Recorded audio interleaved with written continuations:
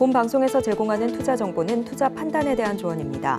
방송에서 제공하는 주식의 가치, 가격 상승 및 하락에 대해서는 방송사에서 보장하지 않습니다.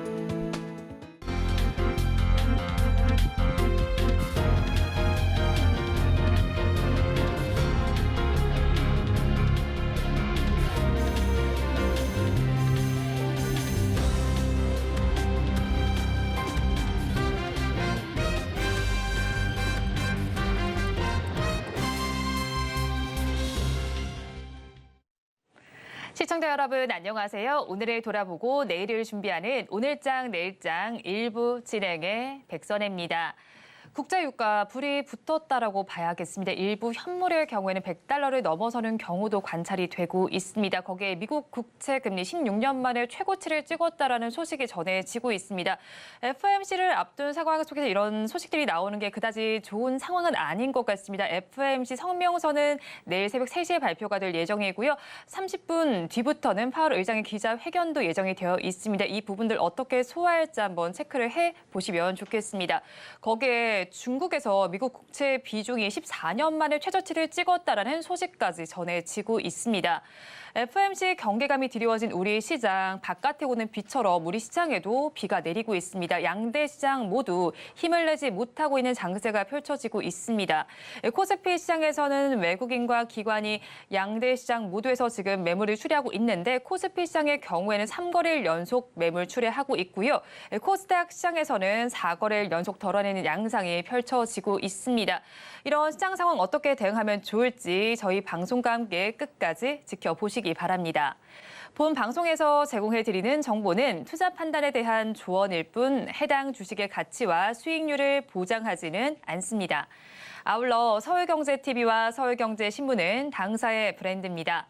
최근 당사를 사칭하는 피해 사례가 늘어나는 만큼 각별히 주의해 주시기 바랍니다. 또 저희 방송 유튜브를 통해서도 보실 수 있습니다. 유튜브 검색창에 서울경제TV라고 검색하시면 저희 방송과 함께 하실 수 있으니까요. 실시간 채팅도 많이 참여해 주시기 바랍니다. 9월 20일 수요일입니다. 오늘장 내일장 1부는 이 시각 보도본부로 시작하겠습니다.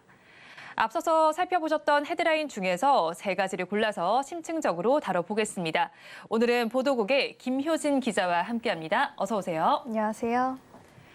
네, 먼저 첫 소식부터 살펴보도록 하겠습니다. 미국 인플레이션 감축법 대응을 위해서 우리 기업들이 총력을 다하고 있습니다. 그러면 IRA에 가장 영향을 많이 받았던 현대차는 어떻게 대응을 하고 있을까요? 네, 현대차는 인플레이션 감축법에 대응해서 미국 현지에 공장을 건설하는 중인데요. 특히 조지아주에 짓고 있는 전기차 전용 공장 메타플랜트의 완공을 내후년에서 내년으로 앞당기기로 했습니다. 현지 시간 19일 미국 조지아주 애틀랜타에서는 현대차와 조지아 공과대학교의 수소차, 전기차 연구 협약식이 열렸습니다. 이 자리에서 호세 무뇨스 현대차그룹 글로벌 최고 운영 책임자는 인플레이션 감축법의 전기차 보조금 혜택을 받기 위해서 하루빨리 미국에서 배터리와 전기차의 생산을 해야 한다고 강조했습니다. 인플레이션 감축법으로 인한 보조금 혜택은 한 대당 최대 7,500달러이며 북미 내에서 최종 조립된 전기차만이 받을 수 있습니다. 현대차는 아직까지는 미국에 수출하는 전기차의 대부분을 국내에서 대부분 조립하기 때문에 보조금 혜택을 받지 못했습니다. 완공 시기를 내후년에서 내년으로 앞당기려면 지금 서둘러야 할 텐데 현재 건설 상황이 어떨까요? 네, 호세 무뇨스 글로벌 최고 운영 책임자는 현재 공장 건설이 절반 정도 건설됐으며 각종 설비를 설치 중이라고 상황을 전했습니다. 특히 지난달에는 허리케인이 발생했지만 조지아주 서베너 인근에서 짓고 있는 전기차 공장 건설은 차질 없이 빠르게 이뤄지고 있다며 당초 2025년 1월로 예정돼 있던 완공 시기를 2024년으로 3개월 이상 앞당길 수 있다고 말했습니다. 네, 보조금 혜택을 받으려면 남은 건설도 차질 없이 진행이 돼야겠습니다. 다음 소식으로 넘어가도록 하겠습니다. K방산이 세계로 무대를 넓혀 나가고 있습니다. 지금 어느 정도까지 발을 뻗어 나갔을까요? 네, 우리나라 방산 기업들이 유럽 시장 공략에 현재 박차를 가하고 있습니다. 특히 폴란드를 거점으로 삼아서 유럽 시장의 문을 두드리고 있는 점이 주목할 만합니다. 현대 로템과 하나 에어로스페이스는 폴란드에 유럽 법인을 설립했습니다. 폴란드 현지 법인으로 향후 현지 생산을 위한 공장 설립에 대해서 협의하고 또 고객 요구에 따른 맞춤형 대응과 신속한 공급에 대응한다는 계획입니다. 네, 현대 로템의 경우에는 폴란드와 K2 전차 수출 계약을 맺었고요. 또 하나 에어로스페이스는 K9 자주포 수출 계약을 맺었습니다. 현재 상황은 어떻게 진행이 되고 있나요? 네, 현대 로템은 지난 3월에 폴란드의 전차 K2 전차 공급 820대 공급 계약을 맺었습니다. 4개월 만에 10대를 납품했고 올해 10월까지 납품 예정이었던 나머지 18대는 지난 6월까지 4개월이나 앞당겨서 납품했습니다. 현재는 나머지 납품을 위해서 2차 계획을 협상 중인 것으로 알려졌는데요. 2차 계약부터는 K2 전차의 일부가 폴란드 현지에서 조립, 생산되기 때문에 협상 내용은 좀 더 세부적으로 들어갈 예정이라고 합니다. 조기 납품에 대해서 폴란드가 긍정적인 반응을 보이고 있어 주변국들의 추가 주문이 기대되고 있습니다. 또 하나 에어로스페이스는 K9 자주포 48문을 이미 납품하고 연말 18문에 이어 내년부터는 70문씩 납품해서 1차 계약 물량은 모두 납품한다는 계획입니다. 마찬가지로 2차 계약분에 대해서는 현재 협상을 진행 중인데요. 2026년 이후에 현지에서 생산하는 물량에 대한 협상이 포함되어 있는 것으로 알려져 있습니다. 네, 두 회사 모두 유럽 시장 진출의 교두보로 폴란드를 선택했다는 점이 눈에 띄고 있습니다. 특별한 이유가 있을까요? 네, 두 회사 모두가 이 폴란드와 대규모 계약을 맺었기 때문입니다. 하나 에어로스페이스 유럽 법인장은 폴란드 계약 규모가 큰 만큼 폴란드에 법인을 세우면 고장이 났을 때 바로 사후 서비스도 해야 하고 후속 버전도 판매하기 용이하다고 전했습니다. 가성비와 우수한 성능 그리고 맞춤형 주문 대응력에 대해 현지 반응이 좋기 때문에 주변국의 추가 주문도 기대할 수 있을 것으로 보입니다. 마지막 소식 살펴보도록 하겠습니다. 코로나19 이후 기업들의 디지털화, 디지털라이제이션이 더욱 가속화되고 있습니다. 때문에 관련 기업과의 협업도 늘어날 것으로 예상이 되는데 현재 상황은 어떻습니까? 네, 디지털라이제이션, DX 전문 기업인 LG CNS가 이지스 자산 운용과 손을 잡았습니다. 클라우드 데이터 센터 및 도심형 물류센터 등 신규 사업 개발을 위한 것입니다. 지난 19일 양 기업은 마곡 LG CNS 본사에서 사업 협력 계약을 맺었습니다. LG CNS는 DX 기술 역량을 또 이지스 자산운용은 보유한 투자 자산을 가지고 데이터 센터 사업에 협력해서 클라우드 서비스 기반을 강화한다는 내용입니다. 현재는 하남 데이터 센터와 삼성 데이터 센터 등 국내 대형 데이터 센터 구축에 함께 나서고 있습니다. 예, 도시명 물류센터 신규 산업 개발은 어떤 배경에서 진행이 되는 건가요? 네, 최근에 당일 배송 그리고 새벽 배송 등 신속 배달 서비스가 늘어나고 있는데요. 이 최종 소비자들은 대부분 도심 지역에 많기 때문에 외곽 지역에 위치한 물류 거점을 도심으로 옮기는 것입니다. 도심에 지어지는 물류센터이기 때문에 도심형 물류센터라고 부르는데요. 이 도심형 물류센터는 풀필먼트 서비스와 떼놓을 수 없습니다. 풀필먼트 서비스는 물류 전문 기업이 판매 기업들의 물품 보관, 재고 관리, 배송 등 전 과정을 대신 처리해주는 서비스입니다. 도시명 물류센터는 외곽에 있던 거대한 풀필먼트 센터를 소형화하는 것이 핵심인데요. LG CNS는 AI, 데이터 그리고 물류 로봇 기술을 활용해 인프라 구축과 설비 운용을 담당하고 이지스 자산운용은 부동산 자산과 자본 투자를 담당하고 또 고객사 유치는 공동 협력하기로 했습니다. 네, 오늘 이 시각 보도본부에서는 현대차의 현지 공장 소식부터 기업들의 디지털화 소식까지 전해드렸습니다. 보도국 김효진 기자와 함께했습니다. 오늘 말씀 고맙습니다. 계속해서 시황센터 연결해서 이 시각 시장 상황 알아보겠습니다. 최유정 캐스터가 전해드립니다. 시황센터 최유정입니다. 한국 시간으로 내일 새벽이면 발표되는 FOMC를 앞두고 간밤 뉴욕 증시는 투자 심리가 위축된 모습이었습니다. 뉴욕 증시 3대 지수 모두 하락으로 장을 마쳤고요. 오늘 우리 시장도 관망세가 짙은 모습입니다. 양시장 하락 출발했지만 장 초반 상승 반전에 성공하는 모습이었는데요. 코스피는 2560선을 넘어가는 모습을 보이기도 했지만 장중 다시금 하락 전환하면서 현재는 약부합권을 하락권에서 움직이고 있는 모습입니다. 코스닥 역시 장 초반 강보합권에서 움직이다가 장중 다시금 하락 전환하면서 현재는 낙폭을 키워가고 있는 모습입니다. 그렇다면 보다 자세한 지수 상황 살펴보도록 하겠습니다. 먼저 코스피입니다. 코스피 오늘 운수창고, 운수장비 업종에서 강세를 보이고 있고요. 의약품, 의료 정밀 업종에서는 약세 흐름 이어가고 있는 모습입니다. 시가총액 상위 종목을 살펴보면요. 혼조세를 보이고 있는데요. 하지만 현대차, 기아, 현대모비스 등 자동차 대형주는 오늘 강한 상승 탄력 받아가는 모습입니다. 지수 살펴보면요. 코스피 오늘 2,556선에서 시작해 장중 한때 2,566선 터치하기도 했는데요. 하지만 하락 전환하면서 현재는 약보합권에서 2,554선에서 움직이고 있는 모습입니다. 이어서 수급도 살펴보도록 하겠습니다. 오늘 개인만이 매수 우위 보여주고 있는데요. 의약품, 의료 정밀 업종에서 약한 흐름 이어나가고 있는 모습이고요. 855억 원 사들이고 있는 모습입니다. 오늘 기관과 외국인 각각 716억 원, 385억 원 팔아대고 있고요. 네, 지수 하락을 부추기고 있는 모습입니다. 이어서 코스닥도 살펴보도록 하겠습니다. 코스닥 오늘 업종별로 살펴보면요. 금융업종에서 강세를 보이고 있고요. 소프트웨어와 제약 업종에서는 약세 흐름 이어가는 모습입니다. 오늘 코스닥 역시 시가총액 상위 종목 혼조세를 보이고 있는데요. 하지만 오늘 에코프로 그룹주 힘을 내주면서 지수를 끌어올리고 있는 모습입니다. 이어서 코스닥 지수도 살펴보도록 하겠습니다. 코스닥 오늘 885선에서 시작해 강보합권에서 움직였는데요. 하지만 장중 하락 전환하면서 현재는 낙폭을 키워가고 있습니다. 0.71% 하락한 877선에서 움직이고 있는 모습입니다. 이어서 수급도 살펴보도록 하겠습니다.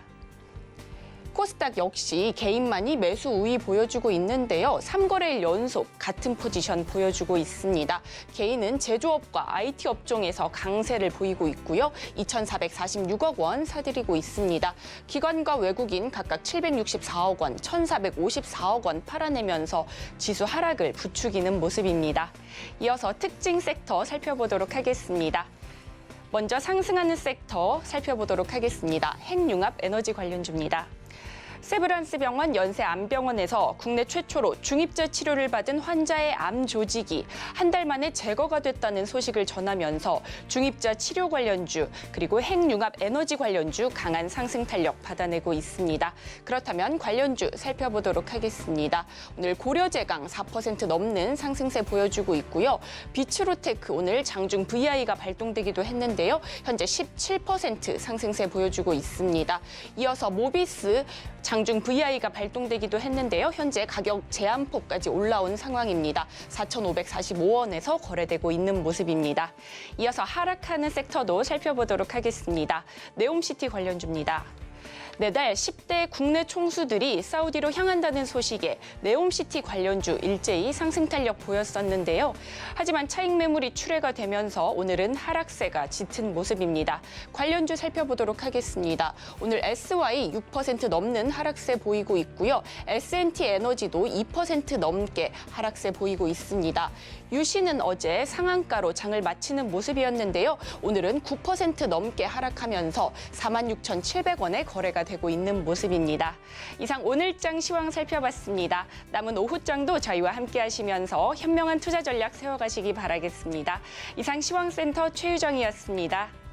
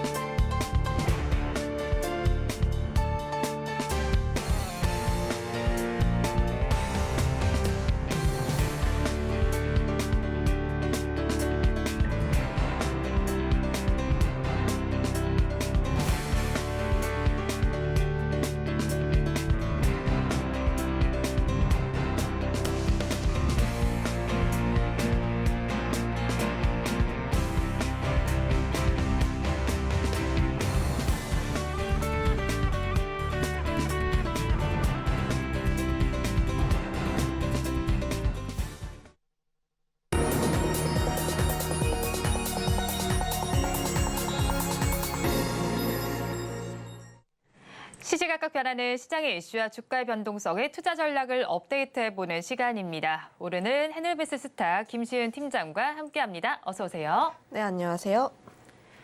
먼저 팀장님과 이야기 나눠볼 뉴스 화면을 통해서 살펴보겠습니다. 오늘의 뉴스입니다. 한국투자증권은 어제 해상 운임이 반등하고 있지만 해운사에 대한 하반기 실적 눈높이는 낮춰야 할 것으로 보인다고 진단했습니다. 다만 단기적으로 벌크 해운선사들의 하방 경직성에 주목할 필요가 있다고 했는데요. 운송업종의 오래된 투자 패턴 중 하나는 유가가 오를 때 항공을 팔고 해운을 사는 것이라고 덧붙였습니다. 자세한 내용 짚어보겠습니다.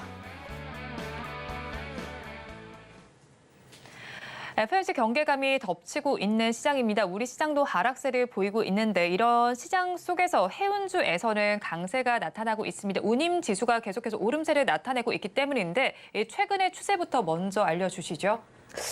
요즘 추세 해운주들 바닥권에서 조금씩 꿈틀꿈틀 올라오고 있는 모습들을 보여주고 있는데 아무래도 운임지수가 조금씩 반등을 하고 있다. 그거에 따라서 투자 심리가 조금씩 들어오고 있다고 보시면 좋을 것 같습니다. 특히 해운 업종에서 가장 크게 영향을 미치는 운임지수가 크게 두 가지가 있는데 첫 번째는 BDI 벌크선 쪽이고 두 번째는 상하이선 컨테이너 지수 SCFI 지수인데 운임 지수가 반등을 보이고 있는 쪽은 BDI 지수입니다. BDI 지수가 이달 초 대비했을 때 35% 넘게 올라가고 있는 모습들을 보여주고 있고 특히 1,400에서 1,500 그 수준에 있기 때문에 이런 부분에서 바닥을 잡고 조금씩 올라가고 있다고 보시면 좋을 것 같습니다. 특히 중국 부동산이 조금씩 회복이 된다는 기대감 때문에 아무래도 긍정적인 심리가 조성이 되고 있고 특히 8월 지표를 봤을 때 조금씩 예상치를 상회하고 있는 모습. 특히 CPI 같은 경우에는 마이너스에서 플러스로 전환이 되었다는 점에서 굉장히 긍정적인 흐름들이 연출이 되면서부터 굉장히 중국으로 인한 경기에 대한 기대감 플러스로 성수기입니다. 2분기 말부터 4분기 초까지 벌크선 쪽은 성수기이기 때문에 이런 점들이랑 종합적으로 봤을 때 BDI 운임 지수가 단기적으로 상승할 여지가 남아있다 이렇게 보면서 운임 지수를 좀 시작으로 페노션이라든지 다른 업종들 굉장히 좀 긍정적인 흐름들을 보여주고 있지 않나 이렇게 보고 있습니다. 네, 일단 BDI 운임 지수가 전고점을 돌파할지 한번 확인을 먼저 해보시는 것이 좋겠습니다. 일단 우리 시장은 파란불을 켜고 있지만 해운 섹터만 바라보면요. 지금 8.64%의 강세를 보이고 있고 업종 내에서 구성된 종목들도 모두 빨간불이 들어오고 있습니다. 일단은 종목별로 주가 현황 어떻게 보실까요? 가장 먼저 탄력적으로 움직이는 쪽은 STX 그린 로직스인데 아무래도 신규로 상장된 종목이기도 해서 가장 먼저 탄력적인 부분을 보여주고 있다.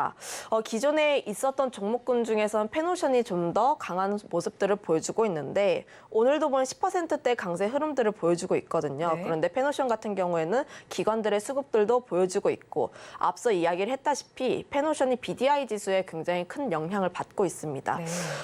현재 운임 지수에서는 BDI 지수가 굉장히 강한 모습들을 보여주고 있어서 페노션이 조금 더 강한 모습들을 보여주고 있다고 보시면 좋을 것 같고 SCFI 지수는 상대적으로 좀 부진한 모습들을 보여주고 있고 특히 업황 같은 경우는 천선을 좀 넘어주지 계속 못하고 있기 때문에 내년까지는 업황이 좋지 않을 가능성이 크다라고 보여지고 있긴 하지만 HMM 같은 경우는 해운업이 함께 올라가면서 따라가고 있고 거기다가 인수에 대한 기대감도 남아있으면서 덩달아 올라가는 모습들을 보여주고 있다 이렇게 정리를 하겠습니다. 네, 종목별로도 조금 차별화된 이슈로 인해서 오름세가 나타나는 운임지수 역시도 모든 것이 다 오르는 것이 아니라 BDI 위주로 오르는데 그중에서 가장 연동이 되는 종목은 페노션이라는 점을 짚어주셨습니다. 그런데 아무래도 오늘은 그래도 가장 많이 오르는 건 STX 그린 로지스입니다. 최근에 인적 분할을 했었는데 상장 당일은 상한가를 찍었다가 이틀 동안 급락세를 보이다가 다시 또 오늘은 또 급등세를 보이고 있습니다. 그렇다면 너무 좀 어지러운 장세가 아닌가 하는 생각이 드는데요. 보유자분들 어떻게 대응을 해야 할까요? 주가의 위치가 어디 좀 있는지 좀 확인해 볼 필요가 있긴 한데 사실 신규 상장주잖아요. 인적 분할을 했기 때문에 이 부분에 있어서는 변동성이 굉장히 크게 나타나기 때문에 특히 보유자분들 같은 경우는 주의를 하실 필요가 있다라고 보여지고 있고요. 특히 지금 해운 업종 자체가 BDI 지수와 좀 연동되는 경향이 있습니다. BDI 지수가 단기적으로 오를 가능성이 크다라는 점을 봤을 때 추가적으로 상승할 여지는 남아있긴 합니다만, 하지만 뭐 국경절 이전에 좀 기대감이라고 보시면 좋을 것 같고, 특히 BDI 지수가 전고점을 넘어가는지 여부가 조금 더 중요하다라고 보여지고 있는데, 특히 작년 10월, 12월 그 사이 때 전고점이 1,500에서 1,600대입니다. 이 점을 좀 뚫어주는지 여부가 가장 중요하기 때문에 이 라인대를 뚫어주지 못하고 다시 한번 BDI 지수가 조금씩 부진하게 된다면 주가도 함께 연동되어서 좀 부진할 수 있기 때문에 이런 점들은 조금 유의하실 필요가 있다, 이렇게 말씀드리겠습니다. 네, STX 그린도지스는 신규 상장주인 만큼 변동성 유의를 해보시면 좋겠습니다. 그렇다면 이번에는 또 상승폭을 피우고 있는 페노션에 대해서도 질문을 좀 드려보도록 하겠습니다. 지금 10%대 강세가 나타나고 있는데 증권가에서는 현재 주가가 역사 바닥에 머물고 있다고 분석을 하고 있습니다. 그렇다면 단기 트레이딩 기회를 노려볼 만하다라는 분석도 함께 나오고 있는데 페노션의 추가 상승에 대해서는 어떻게 보실까요? 우선 첫 번째로 BDI 지수가 올라간다는 측면에 베팅을 하고 있는 기관의 수급, 지금 기관 수급을 봤을 때 긍정적입니다. 페노션이 바닥을 찍은 이후부터 기관들의 순매수세가 계속 들어오고 있는 모습들을 보여주고 있기 때문에 현재 페노션 같은 경우는 수급이 굉장히 양호하다, 이렇게 볼 수가 있겠고, 특히 BDI 지수 같은 경우는 단기적으로 조금 더 오를 가능성이 있기 때문에 지금 현 구간에서 트레이딩을 하기에는 괜찮다라고 보여지고 있긴 하지만 지금 차트적으로 봤을 때 역배열에서 정배열로 바뀌는 그런 초입 구간입니다. 특히 120선, 60선 같은 경우는 아래를 향해서 내려가고 있고 20선, 5선, 10선 같은 경우는 위로 향해 올라가고 있는 그런 구간이기 때문에 지금 현재 구간에서 20선이 60선을 좀 돌파를 해주는지 여부가 가장 좀 중요하다라고 보여지고 있고요. 두 번째로는 개별적인 이슈입니다. 페노션만의 개별적인 이슈가 있는데 페노션의 모 회사가 하림이거든요. 그런데 하림이 HMM 인수에 참여를 했다는 점이 좀 부각이 되고 있습니다. 페노션의 선박을 좀 매각을 했고 추가적으로 매각을 한다라는 이야기가 있는데 과연 이 자금을 가지고 인수를 하는지 여부, 그러니까 하림이 HMM을 인수를 하는지 여부에 따라서 주가의 향방 또한 갈라질 수 있기 때문에 이 점 또한 좀 관전 포인트로 한번 주목해 보시면 좋을 것 같습니다. 네, 페노션에 대해서 두 가지 포인트를 짚어주셨으니까 한번 확인을 해보시면 좋겠습니다. 그런가 하면 이제는 또 미국 자동차 3사의 파업 이야기를 좀 해봐야겠습니다. 좀 이례적으로 파업이 일어나고 있는 상황에 이렇게 쟁점이 좀 나타나 있는데 사실 이렇게 파업이 진행되면서 앞으로도 확대될 것이라는 이야기가 나오면서 우리 자동차 업체들이 반사수혜를 받을 것이라는 기대감이 또 나오고 있습니다. 주가도 지금 살펴보니까 두 종목이 지금 모두 2%대 강세를 보이고 있습니다. 그렇다면 지금의 기대처럼 반사수혜 조금 더 지속적으로 기대해봐도 괜찮을까요? 일단 단기적으로는 반사수혜를 받을 가능성이 커요. 왜냐하면 이슈화가 되고 있기 때문에 그 부분에 있어서 현대차라든지 기아 같은 미국 외 지역에서 생산하는 기업들 같은 경우는 조금 수혜를 받을 가능성이 큽니다.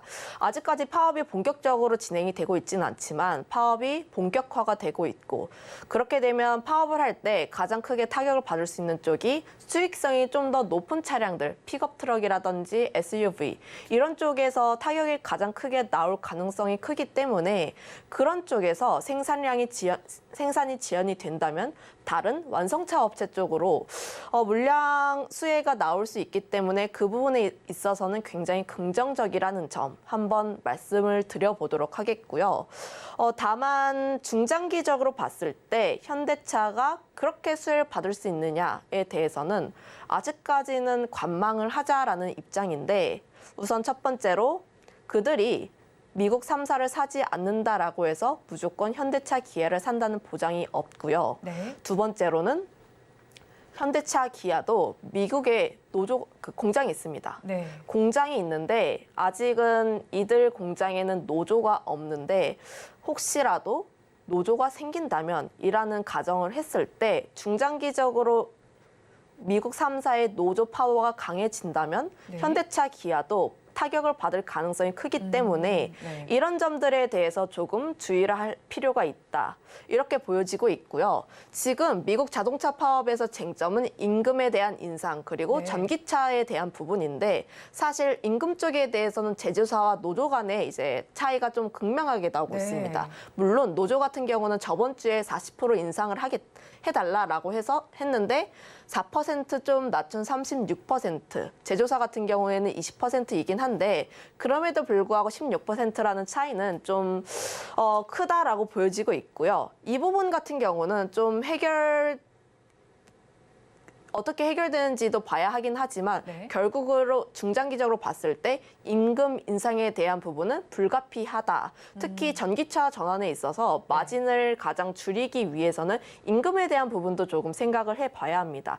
그런데 미국 3사에서 이렇게 진행을 하게 된다면 미국이라든지 뭐 현대차라든지 기아 이런 쪽에 대해서도 영향을 많이 미칠 수가 있기 때문에 이런 점들에 대해서 생각을 해볼 필요가 있다는 점. 특히 뭐 우리나라 같은 경우는 조금 다행이긴 한데 현대차, 기아에 대한 노조 이야기가 저번 주에 좀 불확실성이 해소가 되었어요. 네. 인상을 하긴 했지만 사측에서 제안한 것에 대해서 그렇게 기준치에서 벗어나지 않는다는 점을 긍정적이긴 하지만 중장기적으로 봤을 때 미국 쪽에서 이렇게 올리는데 우리도 이렇게 받아야 한다라고 주장할 수가 있잖아요. 이런 부분을 보게 된다면 조금 더 고민해볼 여지는 남아있다 이렇게 정리를 하겠습니다. 네, 그렇죠. 일단 단기적으로는 반사 수혜를 받겠지만 조금 더 뜯어봤을 때는 어떻게 보면은 살짝 불확실성이 남아있다라는 점을 짚어주셨습니다. 그렇다면 일단은 그래도 실적도 좋았는데 사실 주가가 그에 발맞추지 못하고 있다라고 봐야겠죠. 우리 완성차 업체 모두가 좀 그런 상황인데 두 업체를 봤을 때 그럼 앞으로는 주가 전망을 어떻게 하실까요? 그것과는 별개로 저는 네. 현대차, 기아 굉장히 긍정적으로 보고 있습니다. 특히 실적 대비했을 때 저평가가 너무 심하게 되어 있다라고 보고 있는데 아무래도 이 기업 뭐 현대차 같은 경우 시총이 40조인데 2분기 영업이익이 4조가 나왔어요. 너 정말 이렇게 잘 나올 수가 있을까 싶은데 네. 특히 자동차 업황 같은 경우도 보면은 지금 저평가를 받고 있는 요인 중 하나가 3분기 피크아웃이 되는 것이 아니냐라는 우려. 두 번째로는 전기차가 잘 안 팔린다. 네. 특히 현대차 같은 경우는 IRA 법안 때문에 좀 미국에서 전기차가 잘 팔리지 않는다 이런 내용이 나오고 있는데 우선 첫 번째로는 피크아웃에 대한 우려는 너무 과도하다라고 판단을 네. 하고 있고요. 실제 데이터를 봤을 때 7월, 8월 수출 데이터 증가를 하고 있습니다. 굉장히 양호하게 증가하고 있는 모습들을 보여주고 있고 거기다가 더해서 환율에 대한 부분, 믹스에 대한 부분, 그리고 원자재 가격까지 하락하게 되면서 3분기 실적 같은 경우도 2분기와 유사하다라고 전망을 하고 있고요. 두 번째로는 전기차에 대한 부분인데 물론 전기차가 IRA 법안 이후에 미국 내에서 점유율이 하락한 것은 사실이긴 합니다. 하지만 그 이후에 점유율을 조금씩 회복하는 모습들을 보여주고 있고 특히 그 부분에 있어서 현재 전기차 시장 전반적으로 봤을 때 전기차가 생각만큼 큐단이 늘어나고 있지는 않아요. 현대차가 지금 전기차가 너무 많이 잘 팔리고 있는데 현대차가 미국 쪽에서 IRA를 못 받는다면 네. 큰 문제가 될 수는 있는데 하지만 현재 미국 쪽에서 큐단에서의 폭발적인 수요가 큐단에서 상승이 나오고 있진 않은데 IRA에 대해서 수혜를 받지 않는다는 것은 지금 전기차에 대한 걱정은 바닥이 아닐까, 더 이상 나빠질 것은 없다 이렇게 생각을 하고 있고 특히 전기차 쪽에서의 문제를 하이브리드 쪽으로 수익성을 해결하고 있습니다. 하이브리드 같은 경우도 전기차와 판매 비중이 좀 비슷한데 9% 정도로 좀 비슷합니다. 그런데 하이브리드 같은 경우는 구매자들의 수요가 어느 정도 있는 게 전기차 같은 경우는 아직 인프라가 부족하고 전기차 충전하는데 굉장히 오래 걸리고 전기차 충전소도 많지가 않다는 단점이 있어요. 네. 그런데 이제 제가 자동차를 사려는 입장에서 봤을 때 물론 전기차를 사려는 궁극적인 목적이 환경이긴 한데 과연 내가 소비자일 때 환경을 위해서 전기차를 살까? 그건 아니라고 생각을 하고 있거든요. 아무래도 인프라가 좀 어느 정도 투자가 되어야지 그때서야 전기차를 살 마음이 생기지 아직까지 그런 인프라가 미비하기 때문에 전기차 같은 경우는 지금 수요가 조금 부진해도 괜찮다라고 보여지고 있고요. 대신에 하이브리드를 사시는 분들은 수요처가 좀 있습니다. 하이브리드 같은 경우는 기존의 내연기관차보다 환경적이기도 하고요.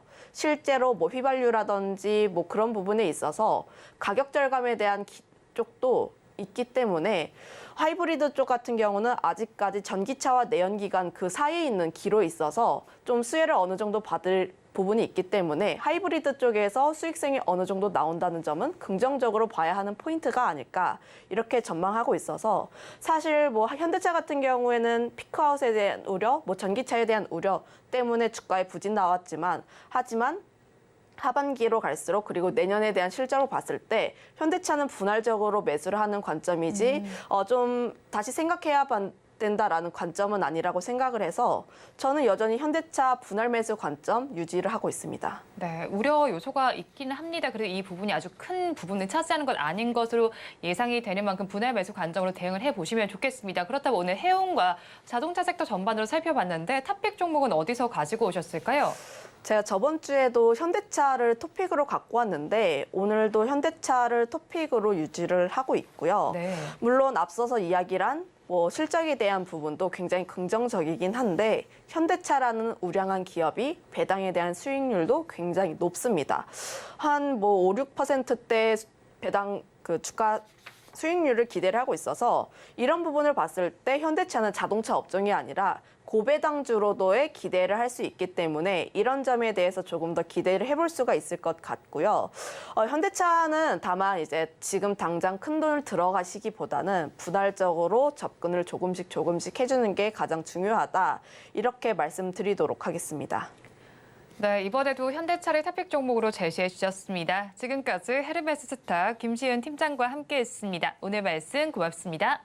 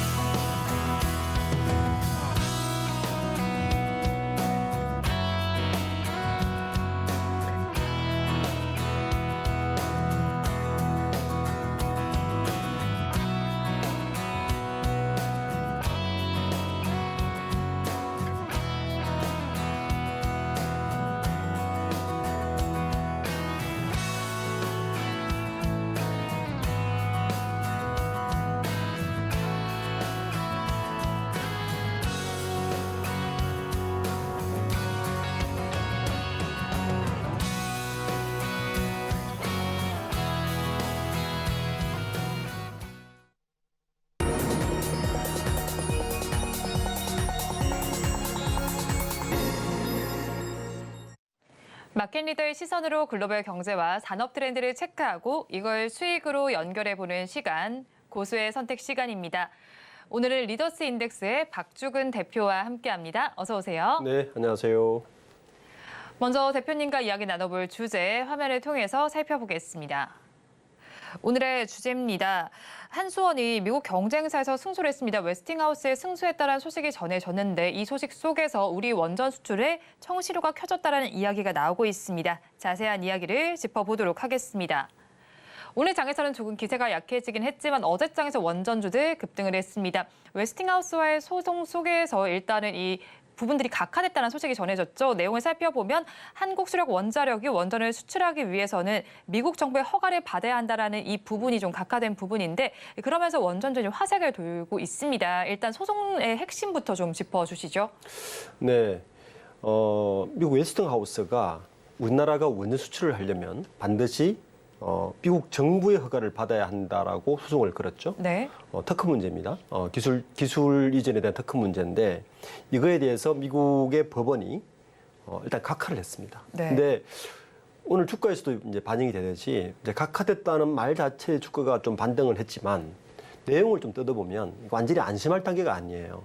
그러니까 이번에 각하의 핵심은 뭐냐면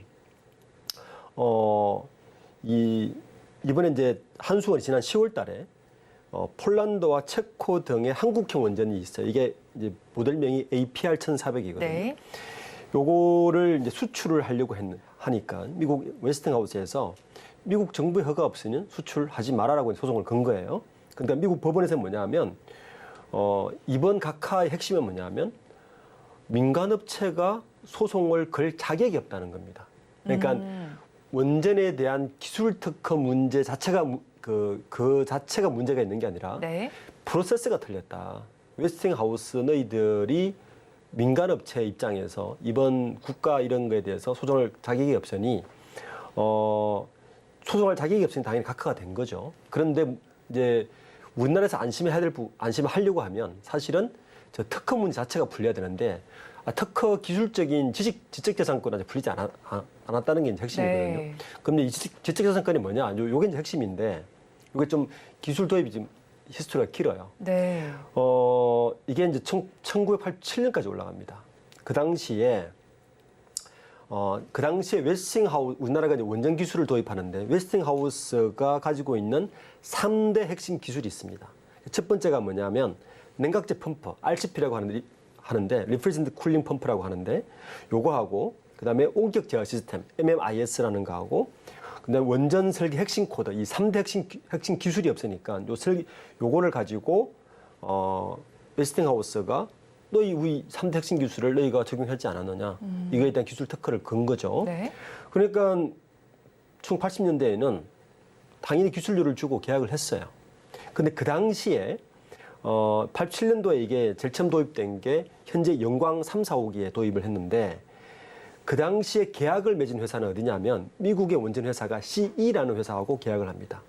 기술 도입 계약을 해요. 네. 근데 이 CE라는 원래 특허를 가지고 있는 기업이 자꾸 바뀌는 거예요. 요 CE라는 기업이 87년도에 10년 계약을 했거든요. 그럼 97년이지 않습니까? 97년도에 딱 10년의 계약이 끝나는 시점에 CE가 유럽에 있는 ABB에 인수가 돼버려요. 그러니까 특허도 따라가겠죠. 네. 그러니까 97년도에는 다시 우리나라가 ABBC라는 기업으로 바뀐 이 회사와 다시 10년짜리 기술 계약을 합니다. 그러니까 그때 만들어진 게 방금 말씀드린 대로 한국형 원전 모델인 APR 1400이라는 모델을 네. 우리가 개발을 해요. 그런데 협정이 만료된 2007년도에 또 무슨 일이 벌어지냐 하면은 네. 이 3대 핵심 기술을 가지고 있는 이 기업이 웨스팅하우스로 다시 ABBC가 인수를 합병을 해버려요. 그러니까 웨스팅하우스는 말 그대로 C가 가지고 있는 기업이 ABB로 합병되고 또 ABBC로 돼 있는 걸 웨스팅하우스가 인수를 하니까 자기들은 기술이 크게 없으면서도 그 특허 지적재산권 자체만 가지고 지금 돈을 받으려고 하는 이런 상황이 된 거죠. 그런데 문제는 그 20년 사이에 네. 우리나라가 나름대로 우리나라 기술들을 다 개발한 상태입니다. 네. 그러니까 지금 우리나라 입장에서는 이건 이제는 너희들 특허를 침해하지 않고 자체로 개발한 거야 라고 했더니 웨스팅하우스 네. 쪽에서는 그거 아니야. 이 특허 아직까지 유효해. 우리 특허를 침해했어 라고 소송을 건 거고 이번에 소송은 너희들이 우리 특허를 침해했으니 우리 허락 없이는 수출을 못해 라고 했더니 미국 정부에서는 이 사안은 민간업자가 걸 사안이 아니야. 네. 이거는 국가 간에 할 일이니 너희들은 빠져. 그래서 일단 각하를 지켰는데 핵심은 이 기술 특허가 침해됐느냐 침해되지 않았냐가 핵심이잖아요. 네, 그렇죠. 예, 그래서 아직 이게 의문이 풀리지 않았습니다. 그러니까 주가는 다시 이거 완전히 해결된 게 아니네 네. 라고 해서 주가는 빠진 형국. 요거 상황이 와 있고 보시면 됩니다. 네, 대표님 말씀대로 이제 소송을 제기한 프로세스에 좀 문제가 있었는데 민간 기업이 소송을 제기할 상황이 아니었는데 그래서 워싱턴 DC 연방지방법원에서도 이 웨스팅하우스가 제기한 소를 각하하기는 했지만 일단 한수원 측에서는 지금 낙관적으로만 볼 수는 그렇죠. 없다라고 얘기를 네. 하고 있죠. 왜냐하면 본안의 쟁점이 완전 지금 해소된 게 아니기 때문인데 그럼 앞으로 남은 불확실성은 어떤 것들이 있을까요? 이게 이제 완전히 해소되려면 네. 그러니까 그 APR 1400에 도입된 3대 핵심 기술의 지식재산권을 둘러싼 분쟁 자체가 중재를 해줘야 돼요. 이건 사실은 우리나라는 한수원, 이게 한전기술하고 웨스팅하우스 양사 간의 해결하기는 쉽지 않아 보입니다. 네. 이건 뭐 우리나라 정부와 미국 정부가 어느 정도 합의를 해서 중재를 해야 이제 결론이 날 거로 예상하는데 한수원과 한전은 지금 그 작년에 10월 달에 웨스팅하우스가 소송을 제기하니까 국내에 있는 대한상사중재원에다가 이 지식재산권에 대한 중재를 좀 신청을 했어요. 근데 미국 법원에서 이 중재를 해결하겠다는 입장을 밝혔지만 아직까지 구체적인 액션이 없는 상황입니다. 그러니까 이게 완전히 해결되려면 네. 미국 법원이 중재를 해서 이 지식재산권은 그렇게 침해가 되지 않는다라고 중재를 해서 결론이 나야 우리나라가 앞으로 폴란드나 체코나 기타 국가의 원전 수출을 할 때 좀 자유롭게 될 텐데 아직은 이게 완전히 해결된 게 아니라서 조금 절차가 남아 있는 상황입니다. 네, 아직까지 완전히 해결이 되지 않은 만큼 지나치게 낙관적인 해석은 좀 금물하는 것이 좋겠습니다. 또 한편 어제부터 원전 생태계 박람회가 열리고 있습니다. 현장에서 한수원은 신한울 원전 3, 4호기 보조 기기와 관련된 이야기를 좀 하고 있습니다. 공급 계약 규모를 살펴보니까 총 1조 9천억 원 규모 정도가 되고요. 앞서서 주기기 공급 계약은 두산 에너빌리티와 체결이 됐는데 이번엔 주설비 공사에 대한 이야기를 좀 해봐야겠죠. 네. 현대건설과 삼성물산, 대우건설의 3파전이 예상이 되는데 가장 가능성이 큰 컨소시엄은 어디일까요? 이 공사 전체적인 모양새가 어떠냐면은 일단 원전 사업은 주기기 사업이 있어요. 네. 주기기는 현재 국내에서는 두산 에너빌리티밖에 못하니까 주로 가져가는 거고 지금 방금 이야기한 거는 보조기기 사업입니다. 네. 이게 1조 9천, 약 2조 사업짜리 사업인데 이게 일단은 현재 입찰에 나온 거예요. 마지막으로 본공사가 있습니다. 이게 6조짜리입니다. 네. 그러니까 총 합쳐서 11조 7천억짜리니까 꽤 규모가 크죠. 이 중에서 3조짜리 주기기 사업은 두산 에너빌리티가 가져갔고 보조기기 사업이 1조 9천억인데 이건 아직 입찰에 붙어야 되는 거고 본공사가 6조 원인데 이게 이제 건설사들이 아주 관심이 많은 그런 형국이죠. 현재는 3파전인데 현대건설이 지분 55%를 가지고 두산 네. 에너빌리티가 35% 그리고 포스코 ENC가 10% 컨소시엄이 하나가 있고 네. 현대건설 컨소시엄이라고 보시면 되고 삼성물산 컨소시엄은 삼성물산이 51% 네. 그리고 GS건설 34% DL 옛날 대림그룹 DL 네. ENC가 15%짜리가 삼성물산 컨소시엄도 하나 있고요. 마지막으로 대우건설 컨소시엄이 대우건설이 51%, SK 에코플랜트가 35%, 금호건설이 14%. 네. 그러니까 대우건설 컨소시엄이 하나가 있어서 크게는 현대건설 컨소시엄, 삼성물산 컨소시엄, 대우건설 컨소시엄 3파전인데 우선 이제 주기기가 두산 에너빌리티가 가져갔으니 두산 에너빌리티가 있는 컨소시엄이 좀 유리하지 않을까라는 게 일단은 우선 많은 전문가들 하는 얘기죠. 네. 아무래도 이제 두산 에너빌리티가 주기기 사업도 가져갔으니까 보조기기나 공사도 가져갈 가능성이 있는 게 훨씬 유리하지 않을까라는 게 네. 하나가 있고 또 반대로 역대 전적으로 보면 역대 이제 이력으로 보면 대우건설이 원전 공사를 굉장히 많이 했습니다. 네. 그러니까 대우건설이 현재 원전 설계부터 원전 공사, 원전 폐기까지 이 모든 밸류체인을 경험을 다 가지고 있는 게 대우건설이에요. 그래서 대우건설도 만만치 않은 경쟁 상대다. 제가 볼 때는 뭐 그 2파전 정도로 가지 않을까라는 게 네. 예상이 됩니다. 그럼 일단 3파전이라고 나와 있는데 일단은 두 가지 기업이 주축이 된 2파전이 되지 않을까라고 좀 예상을 해주셨습니다. 그렇다면 우리나라 원전 업체들도 좀 많잖아요. 그런데 그 중에서도 독보적인 기술력을 가진 곳이 또 있을 것 같은데요.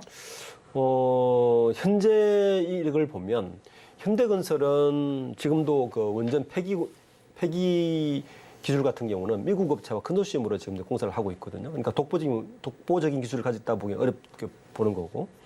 반면에 대우건설은 나름대로 현재까지는 독보적인 기술을 가졌다고 노하우가 있는 거죠. 뭐 주기기는 역시 두산 에너빌리티가 가지고 있는 거고 이 뭐 독보적인 기술을 지닌다고 평가되는 곳은 이제 건설업체는 대우건설이라고 봐야 되는 거죠. 왜냐하면 상용 원전에 대한 설계 시공 이룩 가지고 있죠. 네. 해체에 이르는 전 과정도 이미 이력을 가지고 있죠.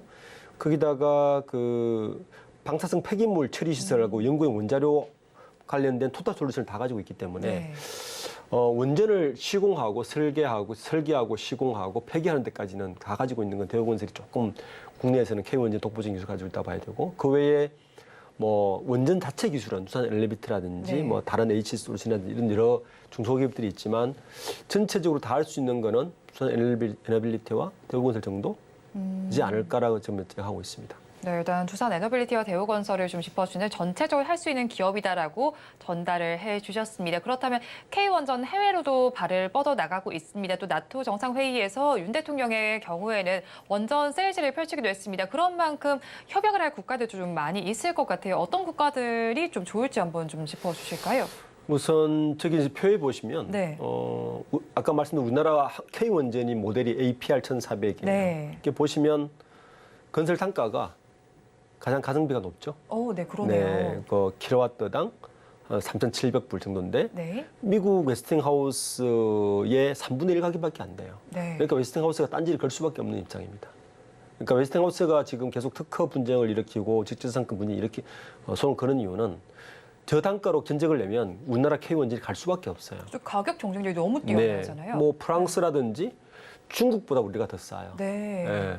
그러니까 뭐 러시아의 뭐 프랑스의 한 반값 네. 그것이고 중국보다 싸고 러시아보다도 그 가성비가 높으니까 사실은 입찰을 하게 되면 네. K원전이 높을 수밖에 없는 가지고 있는데 그러니까 웨스팅하우스가 자기들이 이제 벌 수 있는 금액을 뺏어가니까 네. 지재권을 걸어서 지금 소송을 걸고 있는 거죠. 이 정도 가격이면 사실은 어느 정도 그 시장 장악이 높아야 되는데 지금 특허 문제를 계속 거는 이유가 미국에서 그 이유 때문이고 네. 미국에서는 직접 하지 말고 우리 밑에 들어와서 일을 하라 이겁니다. 결론적으로는. 그러니까 자기들이 더 많은 돈을 가져가고 근데 현재는 지금 이 원전이 가장 각광받는 곳은 동유럽 쪽이죠. 네. 폴란드하고 체코. 폴란드는 이미 한 번 뺏겼고요. 웨스팅하우스에 저 특허 문제 때문에. 다음은 체코인데 이미 지금 윤석열 대통령이 유엔에 가 있죠. 네. 이미 체코 대통령을 만나서 그런 모비를 하고 있는 상황이고요. 체코가 그다음 타겟이고 지난주에 그 아세안을 참석했지 않았습니까? 그러니까 인도네시아도 좀 꽤 큰 시장이에요. 네. 그래서 지금은 국내 원자력 그 K 원전이 바로 그 시야에 들어오 있는 곳은 바로 체코, 폴란드도 자기가 있고 그리고 아세안 쪽에 있는 인도네시아 정도가 현재 우리 시장으로 볼 수 있을 것 같습니다. 네, 일단은 우리나라 원전 보니까 가격 경쟁이 굉장히 뛰어납니다. 그런데 앞으로 사실 이 소송에 있어서 좀 결과가 나와야 조금 더 안전하게 수출길이 열릴 것이라고 보이는 상황인데요. 한편 또 2030년까지 우리나라의 경우에 산업부에서는 원전 10개 수출을 목표로 하고 있습니다. 이 밖에서 일각에서는 또 이제 우리나라에서도요 신규 원전이 2자릿수 이상 필요하다라는 견해도 나오기도 합니다. 그러면 남은 하반기 동안 원전에 대해서 상승 모멘텀 어떤 것들이 있을까요? 사실 윤석열 정부가 들어서고 나서부터 원전은 항상 뜰 거다라고 계속 이슈였어요. 네. 벌써 뭐 2년 가까이 간 시국인데, 이제 원전을 보시는 투자하시는 많은 분들은 좀 너무 큰 장밋빛은 저는 보지 마라라고 좀 말씀을 드리고 싶습니다. 그러니까 뭐 우리나라가 식기를 수출한다. 사실 수출 계약서에 사인하고도 보통 10년 이상 걸리는 일들이에요. 네. 그러니까 바로 주가에 나타나기는 굉장히 먼 이야기입니다. 저는 차라리 그 원전을 관심 있는 분들은 그런 그 대형 프로젝트보다는 SMR 기술 쪽으로 좀 보시는 게 저는 오히려 더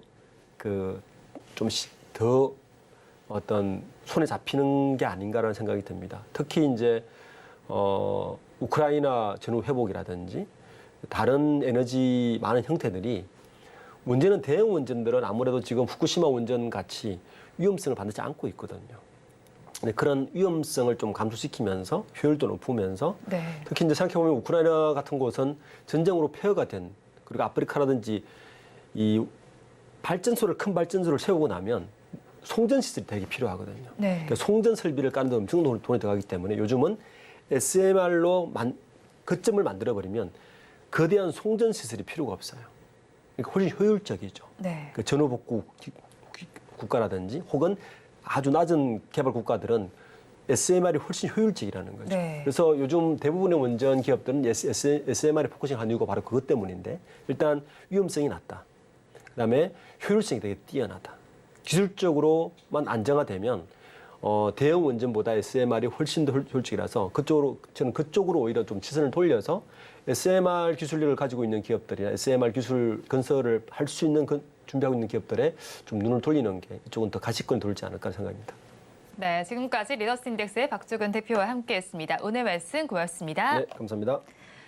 오늘장 내일장 일부에서 전해드린 내용 정리해서 보여드리겠습니다. 화면으로 확인해 보시죠. 오늘장 내일장 일부의 핵심입니다. 해운주 관건은 중국 경기 회복 속도겠습니다. 이 부분을 체크를 해보시면 좋겠고요. 그리고 오늘 해운주와 자동차주 전반을 살펴봤는데 그중에서 탑픽 종목 현대차였습니다. 파업 리스크가 해소된 만큼 중장기적으로 분할 매수를 해봐도 좋겠습니다. 또 마지막으로 원전과 관련된 이야기를 살펴봤습니다. K원전 지배력이 확대되는 가운데 SMR을 조금 더 긍정적으로 보신다라고 전해주셨습니다. 본 방송에서 제공해드리는 정보는 투자 판단에 대한 조언일 뿐 해당 주식의 가치와 수익률을 보장하지는 않습니다. 아울러 서울경제TV와 서울경제신문 당사의 브랜드입니다. 최근 당사를 사칭하는 피해 사례가 늘고 있는 만큼 각별히 주의해 주시기 바랍니다. 오늘장 내일장 1부에서 준비한 순서 여기까지입니다. 저희는 잠시 후 2부로 돌아오겠습니다.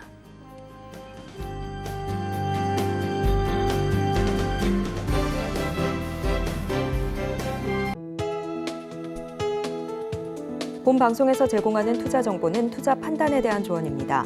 방송에서 제공하는 주식의 가치, 가격 상승 및 하락에 대해서는 방송사에서 보장하지 않습니다.